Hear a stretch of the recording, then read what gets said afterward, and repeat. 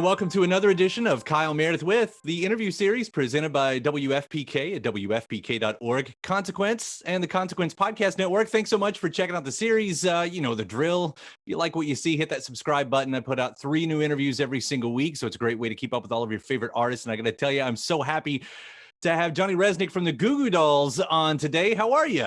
I'm great. How are you? Doing all right, man. You all are back with a new compilation. This time it's the Rarities compilation, which is kind of a cool little thing. It almost plays like, I guess, just for definition's sake, right? Like you've got the idea of B-sides, and this is sort of that, but it's also sort of like the alternate versions of your greatest hits in a way. Is that right?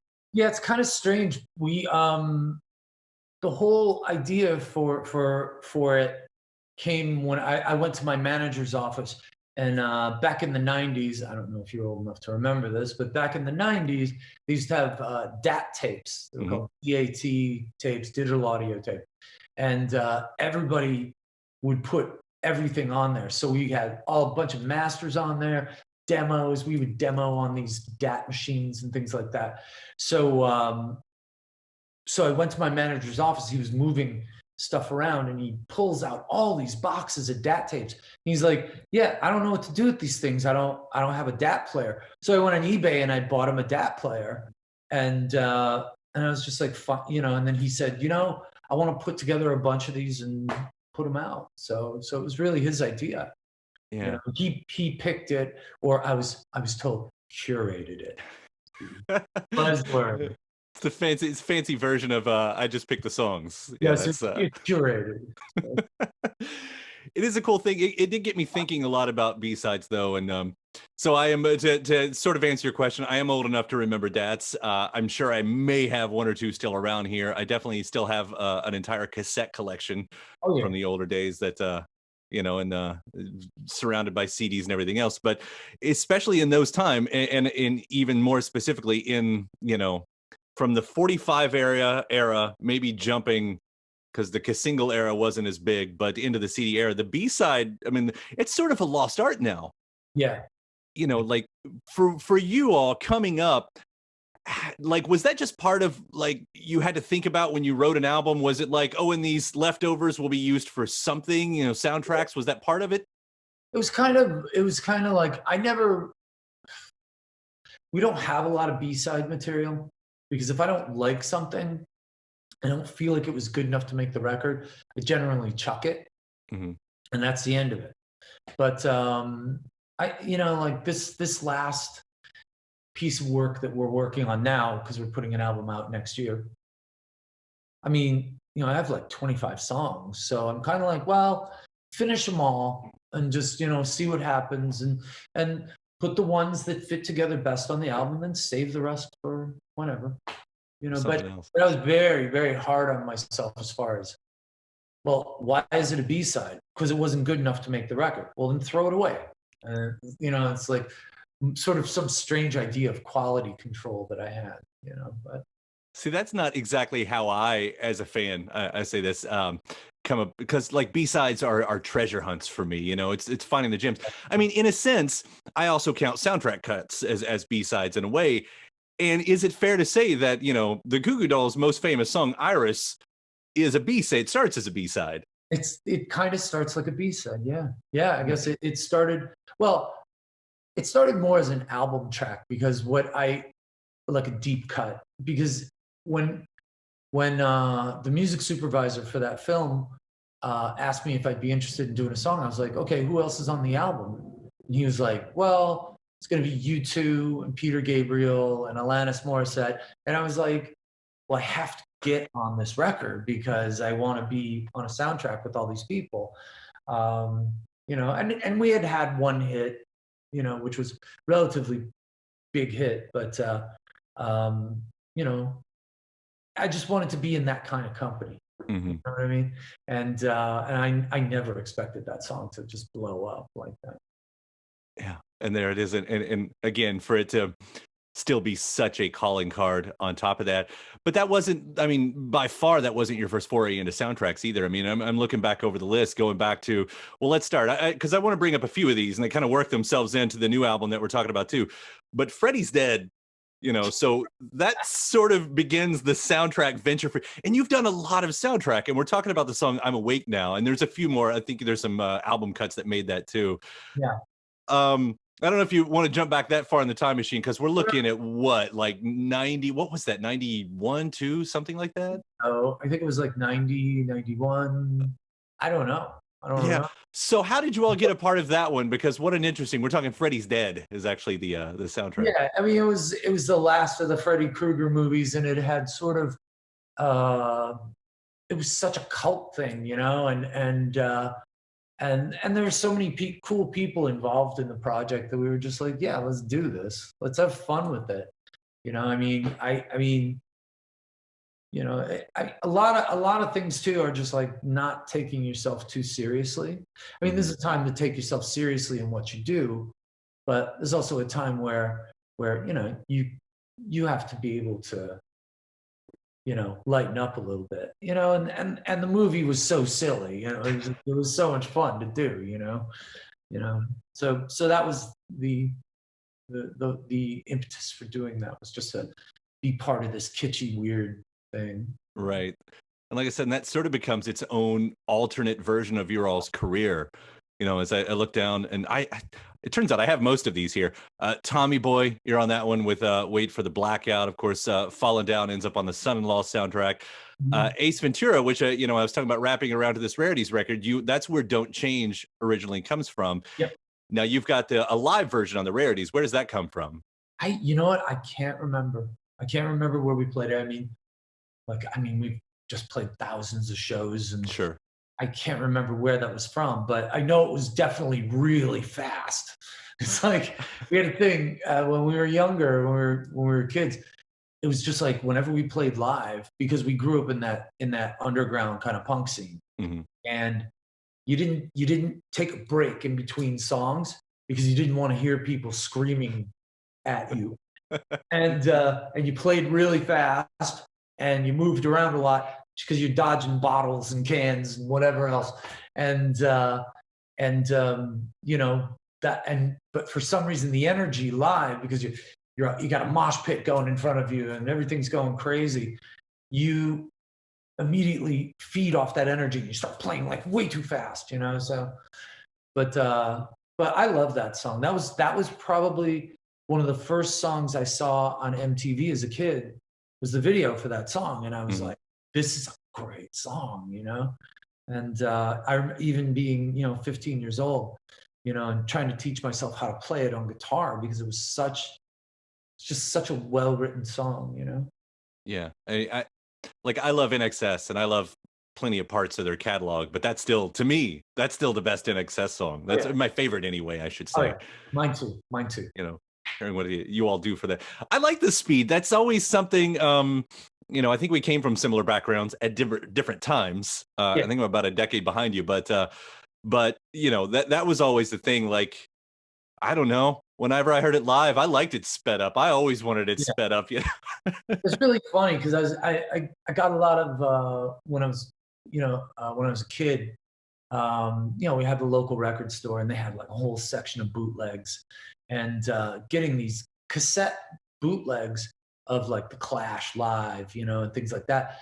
And you're just like, and I was like, wow, it's so fast, and it's not perfect like the record, you know what I mean? It's like you can hear all the mistakes and all that, you know, and that was really exciting. There was, you know, the ones that I would like to get a hold of are CBGBs used to record everything on a multi-track. And I wonder where all those tapes are, because I mean, every cool band you can think of had a recording done. Right. There, right. Why haven't those been released yet? That's true. Why? Yeah, I don't know where they would be. Yeah. We're sending that out here. We're going to manifest that one right now. Let's just put that out in the world. Can you imagine if they had a whole series of those? It'd be seriously. Yeah. Yeah. Or they would sound like shit. Who knows? They probably would, but there's something charming about things sounding like shit. Absolutely. We were talking yesterday about when we were going through some of the DAT recordings of our band, some of the epic train wrecks that we had on stage where it's just like literally you count 1, 2, 3, 4, and the drummer's playing a different song than me, and because somebody handed him the wrong set list, and it just gave me an idea. Wouldn't it be great if you could get enough bands to actually cop to it Uh-huh. and put out a compilation of epic train wreck by every band, because every band's got them. I mean, I saw, I've seen huge bands and just poof, just a disaster on stage, Right. and sometimes it just happens, but that's a humbling thing. It always makes me laugh, but In the digital era that we're in, it'd be so easy to do that. Like you're not wasting physical, products yeah, on because that might deter somebody. Like in the digital space, you just throw that stuff out there. It's yeah, so easy. throw it out and like, and I thought it would be really great just to get like a few quotes from the artist about it and put it out there. I thought it would be really, really fun. I would love to hear that. Because as you're saying it, like I'm going through my mind of some of the ones I remember seeing. Like there was, I fell down a YouTube rabbit hole recently, and it was like an MTV Music Awards maybe, and it was Rob Zombie and his band. I don't know if it was White Zombie, it might have been, but they were up there, and it was like I can't imagine because you're on one of the biggest stages at the time in the '90s, doing this. And again, I don't think everybody could hear what was going on, the earpieces maybe, and everybody's on a different beat. And Yeah, Rob's up there just trying to do his best to get through the song. And it's like, it's horrible. And yeah, it's so fun to watch. it's awesome. It's really awesome. It's human. Yeah. Well, we talk about those early days, and there are a few of those moments that also make this Rarities compilation here with Girl Right Next to Me and another second time around. Both get acoustic appearances Mhm. on this one right here. And I was thinking, like, for a lot of fans, there is sort of the dividing line of your career. Maybe it's Boy Named Goo and, everything before, maybe it's after, just depending on I where think you it's kind of, pretty true. Yeah, you hit it. yeah. Like for those tracks right there to be hearing this and hit and miss as well, from those older days, like around that time, I mean, the songs do become, especially with Girl Right Next to Me, another six time around, they do start to be a little bit more popular than the earlier stuff. Could Yeah. you feel that door opening, the next chapter happening as you were doing it? Was that really obvious to you as we can hear it now in hindsight? Yeah, I mean, because what was really interesting is like we went out and for the first 9 years of our career, we were traveling around in a van, sleeping on people's floors. I mean, and so you learn a lot. You're exposed to a lot of different people, and yeah, if you're staying at someone's house on the floor, you have to you stay up with them. Mhm. So I got to make so I started like bringing cassettes with me and making mixtapes of other people's record collections, and people would turn me on to all this different music. So I started being exposed to a lot of music besides just the quote unquote punk thing, and my roots were always based in like, I grew up loving the Stones and the Kinks and the Who, and Bob Dylan and John Prine. That was the music that was listened to in my house, growing up because I got older sisters and along with Peter Frampton, and Godspell playing nonstop. It was like but there was a lot of different influences that sort of started to connect as I began to learn the instrument and try to evolve as you grow up, because it was literally, starting this band when you're like 19, or 20, whatever. And and you just start out doing one thing and all of a sudden I didn't want to play just this super fast, loud stuff. There were other topics and styles of music that were interesting me, and I never felt like I had to stick to one kind of thing, which people gave us a lot of crap for that, but I mean, either way, it doesn't matter. It's like if we stayed exactly the same and kept making the same kind of music, people would have been like, okay, we're sick of it. And if you change what you're doing on a natural sort of, path, then people instantly assume you're selling out and trying to get famous and rich, you know. But you can't win even when you're winning. I mean, that's you can't win, so you just ignore everybody. You do what you want, and that's one of my favorite things about where I'm at in my career. I mean, we're like on our 14th record, I think, and I'm taking my time with it. I went back to first of all, we did the majority of the album on analog because I felt like in the digital world you have too many tracks. I can have 200 tracks to and then there's just too much crap on the album. And I was fortunate enough to listen to old Al Green and Queen multi-track tapes, and how they shared the tracks. Like a vocal would share the track with a shaker, and you had to make decisions. So you have to make decisions. In the digital world, you can just pile everything up all day long. And I felt like the records were sounding too thick, and they didn't breathe. So we went back in the studio. We found this old church up in Woodstock, went up in there, and Robbie and the drummer and I, Craig and the drummer and I, we would just stand out in this church and I had ideas for songs, and we would just play and play and play and just let them evolve into something, and just say, okay, well, we're not doubling anything. So the album's got a really interesting kind of push-pull that occurs live more than in the studio, because you can fix everything. And I didn't want to do that. I wanted it to be flawed in certain ways, because I think that's something that people don't hear a lot anymore. Because I mean, it's like the producers now are the rock stars, and the rock stars are busy creating a brand rather than being artists.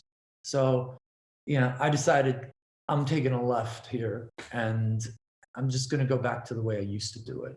So what you're talking about right now, are you talking about the new record? Yeah, the new record that's coming out next year. Yeah. So this is more of that analog sound. That's really, really interesting. Yeah, and I'm an obsessive collector of vintage recording equipment and microphones and things like that. So we talked to a lot of older guys that are engineers, and my engineer Chris, he's 30, but for some reason he's just so in tune with what was going on in the 60s and 70s in recording.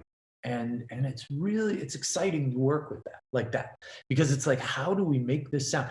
Now, that being said, at some point we had to merge in some digital, because there's just some crazy like sounds that I wanted to create that you can only kind of do in the digital world, with the plugins, and you can manipulate the sound, and guitars are not, it's not like big loud guitars are not, very in style, but so I put some on there, but I'm evolving as a guitar player too, and I use effects and things like that to create more sonic landscapes than just 3 chords.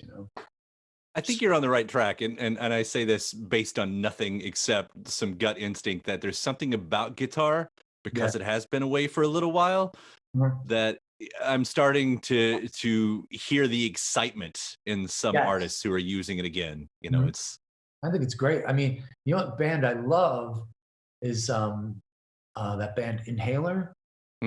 Bono's kid's the singer. And is that right? I didn't know that. And you can tell these kids are like a real band. It's like it's really fun to listen to, because it has that naivety and this that feeling when you're a kid and you're in a band. You're like, we're the greatest band in the world. We're the greatest band in the world, and you're so convinced. And then and then you go out and people boo the hell out of you, and then you're like, oh, we're still the greatest band. I don't care. But, and then you find your way. And I put a deadline on us, though. Like before Name hit, I was working on that album. I was working on it really hard. And because I was like, well, if I can't make a living making music, after this record, I got to go back to school and get a job and grow up, because I was approaching 30. Uh-huh. And, but thank God the song worked. And boy, did it. I mean, that's one of those ones. And and I hate to be like, it's one of the big hits, but there is something about that song. I forget who I was talking about this with recently too. Certain songs, I find that there is some magic in there, timeless magic. Like, I knew who I was talking to. It was Jacob Dylan, because it's the 25th anniversary of Bringing Down the Horse, and which of course had one headlight. And I feel the same way. Like when that song starts, the guitar part, exactly the same way when Name starts. Like time and place, I'm there. Anywhere, there's something magic in that song. Yeah, that whole album is magic. I love him. I such a great guy, and so talented, and like what a voice. I love it. He's awesome, man. Yeah. Speaking of songs with very distinct sounds, this one isn't on the Rarities compilation. It's a B-side for you guys. It was Lazy Eye on the Batman and Robin soundtrack. I went back and listened to that one recently. A soundtrack that's much better than the movie these days. It's unfortunate if you're going to be a part of a Batman soundtrack that it happened to be that one, but the soundtrack I still think holds up really well. But that song, speaking of sounds, has so many, like that's the sound of that movie in a certain way. Yeah. Like, how did you do that? Well, we were like, okay, I want to write something that fits the mood of the film, So you get to see the film, or you got to see pieces of it, and you got a real vibe of the darkness of it, or whatever they were trying to achieve. And I just kind of started writing to that. I wanted something up tempo, minory, sort of tough sounding, because I thought it fit. I thought it fit in the film, So I love doing soundtrack work, and I haven't done it in a while, but I love putting songs together specifically for a project, because you have all your subject matter right in front of you, and then you just have to choose your perspective. Like, who am I going to speak for here? Or what am I going to say about what's going on here? And that was the thing with Iris. It was like, well, what would I say if I was Nicolas Cage in that movie? What would I say to Meg Ryan? How would I feel? What would that be about? And then it naturally sort of flows. Yeah. There was you haven't done soundtrack work in a while, but the more recent stuff, Transformers was good too. You had a couple on that one. And those. Yeah, Finding Neverland, If the World Turned Upside Down, I think was a handful of years ago.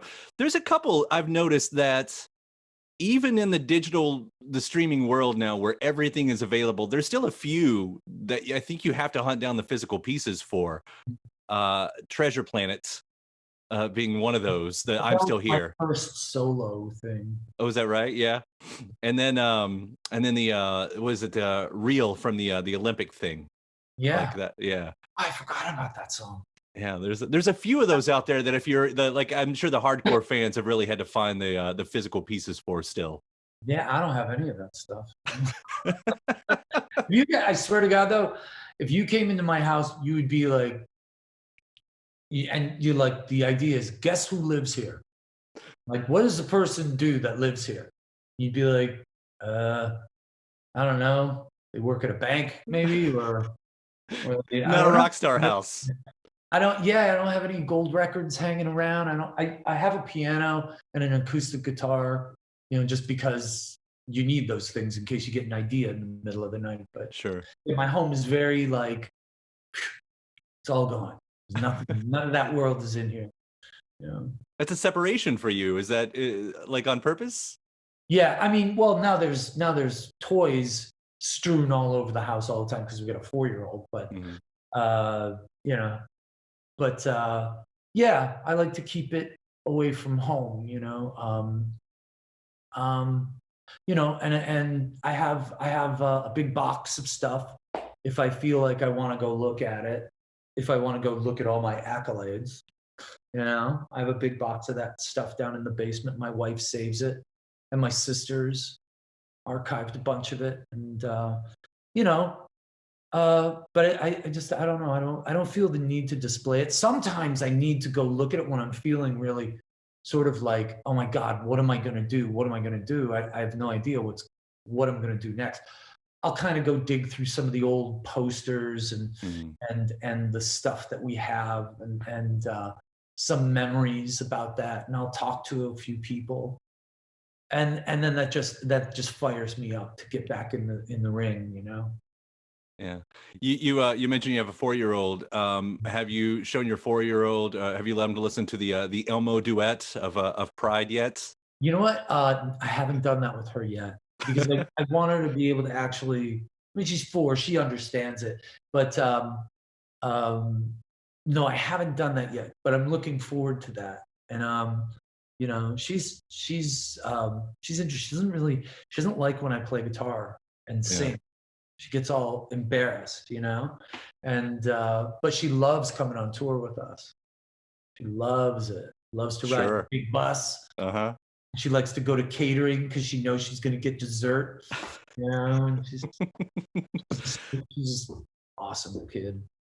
For what it's worth, that version of Slide Pride, it's still fun to listen to. It I'd is. kind of forgotten about it. It's a fun one to listen to.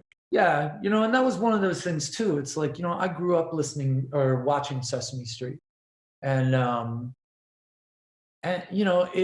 it meant so much to be asked to do something like that because it's like, without Sesame Street, I mean, a lot of kids wouldn't get preschool, Mhm. in a way, they and it was really influential in my life, and to be asked to be part of that for a few minutes was really amazing, just amazing. And once again, it's one of those things. It's like, could I see, I don't know, certain very serious, intense rock stars doing it? I don't think you're going to see Nick Cave on on Sesame Street anytime soon, but it was fun to do it. I would love to see Nick Cave on Sesame Street. There's I there's bet going to it, be some lessons in there. It's I bet it would be awesome. I bet it would be incredible. it would be great. There was have you ever, especially with that song, because I can't think of any more instances, like drop those alternate lyrics in a regular live show just to see if anybody would get it? No, yeah, I have. I've thrown a few lines in, and yeah, people have gotten it, and it was like, no, it's funny, but you know, um, yeah, Yeah. and people are funny. Our fans, we have this really strange relationship with our fans. Not strange, but it's just like sometimes you see some of the same people, and it really becomes like an extended kind of family in a way. It's like Mhm. it's really funny. It's like, hey, I know you, and I'll say something from the stage. Hey, what's up? You've been to like 50 shows. How are you? How you doing? Next show's on me. That's always my big line. I mean, all the best bands, they've got those families, those traveling families, that's and they manifest themselves these days in Reddit groups and Facebook groups and stuff like that. And then you guys got a passionate one. I mean, I keep up Yeah. with them. And you know what's nice about, I loathe social media. And when I want to say something, I have a guy that I call or I Mhm. or I text him and I say, can you post this for me? Because I don't want to see any on social media. I don't want to see anything. I don't want to know about it because it can get into my head, and I don't need that. So I have this guy do it. But what I found interesting in a positive way about social media is that's how a lot of these people got together, Mhm. and they've formed real friendships, and it's and it's fun to see everybody. Oh, it's our big night out this summer, you know, and that's a good feeling. That's a good feeling. Yeah, I'll tie it back around to the main subject at hand with the rarities, because you know, compilations like this for your longtime fans, your hardcore fans. I mean, this is the stuff. Besides a new album, like this is the stuff I know that they sort of live for musically. You know, this is the stuff they look forward to. Yeah, finding this stuff out. I mean, and again, you know, there's a few things we didn't hit on. I mean, you've got a really fun, quick version of "Take Me Out to the Ball Game" that wraps up the whole thing. It's yeah, that was my only cringy moment. Because I was like, we got hired by Major League Baseball to do a version of "Take Me Out to the Ball Game," and you know, we're all baseball fans, so who doesn't like baseball? Sure. But so we were like, hell yeah, we'll do it, you know, and they paid us, which was incredible at the time. We got paid, but yeah, we did that, and I thought we worked up a pretty cool version, you know, but you know, my manager really wanted that on there. Pat really wanted. He's like, "It's cool, put it on there." And I was like, "Okay, fine, but put it on last. Put it at the end. Put it at the end." You know, so it was fun because I really wasn't paying that close of attention to the track list too much as I was listening to it, so I didn't know that was about to hit. And it's that moment where he stopped and was like, "What? Okay, I know we're doing this." Right, I know it's kind of like, yeah, it's an odd one, but yeah. No, it's fun stuff, and there's fun stuff all throughout here. I mean, you know, Long Way Down, I mentioned that one, of course, ended up on the Twister soundtrack, and on and on. It is a really cool way. I think the press release kind of says this in a way. It's like an alternate version of what could have been with all of these songs, and I love hearing that. You know, it's a lot of fun. Yeah, it was interesting. I mean, if you like, you know, the acoustic numbers, it's like you know, I always try to make an acoustic version of something before I go into like full production mode with it, because I truly believe if a song can hold up with just a guitar or a piano and a vocal, then it'll do well after it's produced, you know. Yeah. But you gotta be able to sit around a campfire, right? Playing that song, yeah. So this will all lead, as you said, to an album that looks like a 2022 release. Is that what the plan is? At a tour. Finally, again, we decided we had to decide in April whether we were going to do a tour. And right after we were like, no, we got to postpone just for the sake of everybody, you know, safety and all that. Yeah, everything just opened up and we were like, oh, come on, man. But it'll be okay next year. Yeah. That's awesome. Well, I can't wait to, especially the way you've been talking about this. I mean, the way you described what you guys are doing musically right now, I'm on board. I enjoyed the last one. I mean, you know, not slighting that one in the least, but I love those records, you know, but they were made in a certain way, and I just felt like it was time to reincorporate some of the older style of doing things, you know, old methodology really. Mm-hmm. You know, the material is completely different, but the methodology of creating this mostly analog recording, you know, sure, you know, and using a lot of old school technology, you know. 1 foot in the past, 1 foot in the future. That's 1 foot in the past, 1 foot in the future. You know? Not a bad way of doing it all. I can't wait to hear it, Johnny. Thank you so much for taking the time to talk about it. And again, in the meantime, the Rarities compilation, we got that to listen to this year. Thanks, man. It was great talking to you, man. I hope we get to do it again soon. Absolutely. We'll do it on the next round. On the next album. All right. Take care. We'll see you. Bye. Have fun in Louisville. All right. See you. Bye.